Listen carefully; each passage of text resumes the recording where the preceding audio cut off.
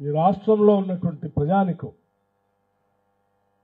కొట్లాడి తెచ్చుకున్న తెలంగాణ రాష్ట్రం నలుగురు చేతుల్లో బందీ అయి నలిగిపోతూ ఉంటే ధనిక రాష్ట్రంగా ఈ రాష్ట్రాన్ని కాంగ్రెస్ అధినాయకురాలు సోనియా గాంధీ గారు ఏర్పాటు చేసి మనందరికీ ఇస్తే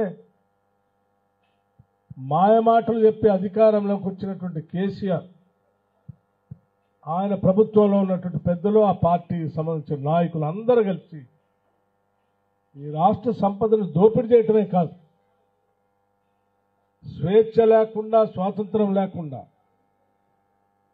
మాట్లాడే హక్కు కూడా లేకుండా ఒక నియంతృత్వ పోకళ్ళతో ఒక రాజులాగా పాలన చేస్తూ ఉంటే తెలంగాణ ప్రజల కన్న కలలు నిజం చేయటం కోసం కాంగ్రెస్ పార్టీ టీఆర్ఎస్ పార్టీ చేతుల్లోంచి తెలంగాణను విముక్తి చేయటం కోసం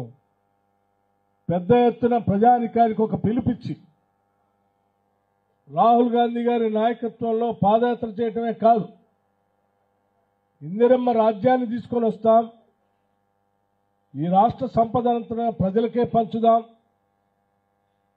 తెచ్చుకున్న తెలంగాణ రాష్ట్రం స్వతంత్రంగా బతకాలి, తెచ్చుకున్న తెలంగాణ రాష్ట్రం ఆత్మగౌరవంతో బతకాలి అని చెప్పి మనమందరం పిలిపిస్తే